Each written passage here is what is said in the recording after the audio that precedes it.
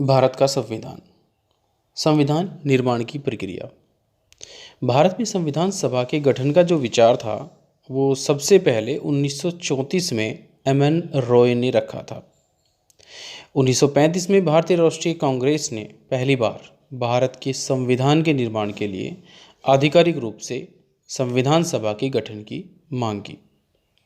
1938 में भारतीय राष्ट्रीय कांग्रेस की ओर से पंडित जवाहरलाल नेहरू ने घोषणा की कि स्वतंत्र भारत के संविधान का निर्माण वयस्क मताधिकार के आधार पर चुनी गई संविधान सभा द्वारा किया जाएगा। नेहरू की इस मांग को अंततः ब्रिटिश सरकार ने सैद्धांतिक रूप से स्वीकार किया और सन 1940 के अगस्त प्रस्ताव के नाम से इसको जाना जाता है। कैबिनेट मिशन की संस्तुतियों के आधार पर भारतीय संविधान का निर्माण करने वाली संविधान सभा का गठन जुलाई 1946 में किया गया। संविधान सभा की कुल सदस्य संख्या 389 होनी थी। इसमें से 296 सीटें ब्रिटिश भारत और 93 सीटें देशी रियासतों को आवंटित की जानी थी। हर प्रांत और देशी रियासतों को उनकी जनसंख्या के अनुपात में सीटें आवंटित की जानी थी। प्रत्येक 10 लाख लोगों पर एक सीट आवंटित होनी थी। प्रत्येक ब्रिटिश प्रांत को आवंटित की गई सीटों का निर्धारण 3 प्रमुख समुदायों के बीच उनकी जनसंख्या के अनुपात में करना था और ये 3 समुदाय थे मुस्लिम, सिख और सामान्य। प्रत्येक समुदाय के प्रतिनिधियों का चुनाव प्रांतीय असेंबली में उस समुदाय के सदस्यों द्वारा किया जाना था और एकल संक्रमणीय मत के माध्यम से समानुपातिक प्रतिनिधित्व तरीके से मतदान होना था। संविधान सभा की पहली बैठक 9 दिसंबर 1946 को हुई।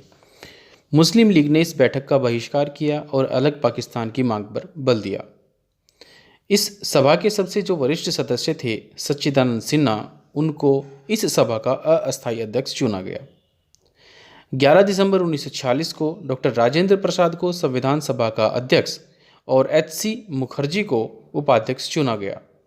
Sir BN. रॉय को सभा का संवैधानिक सलाहकार नियुक्त किया गया।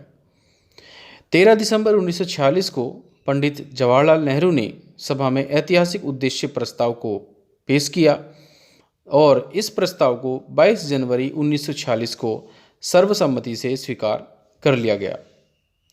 प्रारूप समिति संविधान की सभी समितियों में सबसे ज़्यादा महत्वपूर्ण थी। इसका गठन 29 अगस्त 1947 को हुआ था। यह वह समिति थी जिसे नए संविधान का प्रारूप तैयार करना था। इसमें 7 सदस्य थे। Doctor B R. अम्बेडकर, जो कि इस समिति के अध्यक्ष थे, N. Gopala Swami Ayyangar, Alladi Krishna Swami Iyer, doctor K M. Munshi, Syed Mohammad Saadulla, N. Madhavrao और टी.टी. कृष्णामाचारी। प्रारूप समिति ने अपना प्रारूप तैयार करने में 6 माह से भी कम का समय लिया और इस दौरान उनकी कुल 141 बैठक हुई।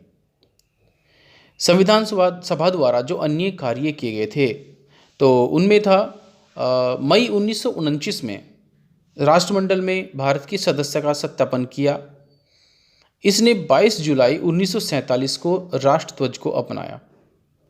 24 जनवरी 1950 को राष्ट्रगान को अपनाया और 24 जनवरी 1950 को ही राष्ट्रगीत को भी अपनाया। 24 जनवरी 1950 को डॉक्टर राजेंद्र प्रसाद को भारत का प्रथम राष्ट्रपति के रूप में चुना गया। संविधान के निर्माण करने में 2 साल 11 महीने और 18 दिन का कुल समय लगा, जिस दौरान संविधान सभा की कुल 11 बैठक हुई। संविधान निर्माताओं ने लगभग 60 देशों के संविधानों का अवलोकन किया। 24 जनवरी 1950 को संविधान सभा की अंतिम बैठक हुई। इसके बाद सभा ने 26 जनवरी 1950 से 51-52 में हुए आम चुनावों के बाद बनने वाली नई संसद के निर्माण तक भारत की अंतरिम संसद के रूप में काम किया। संविधान की प्रस्तावना में 26 नवंबर 1949 का उल्लेख उस दिन के रूप में किया गया है जिस दिन भारत के लोगों ने सभा में संविधान अपनाया, उसको लागू किया और स्वयं को संविधान सौंपा। 26 नवंबर 1949 को अपनाए गए संविधान में प्रस्तावना, 395 अनुच्छेद और 8 अनुसूचियां थी। प्रस्तावना को पूरे संविधान को लागू करने के बाद लागू किया गया। संविधान के शेष प्रावधान 26 जनवरी 1950 को लागू हुए। इस दिन को संविधान की शुरुआत के रूप में देखा जाता है और इसे गणतंत्र दिवस के रूप में मनाया जाता है।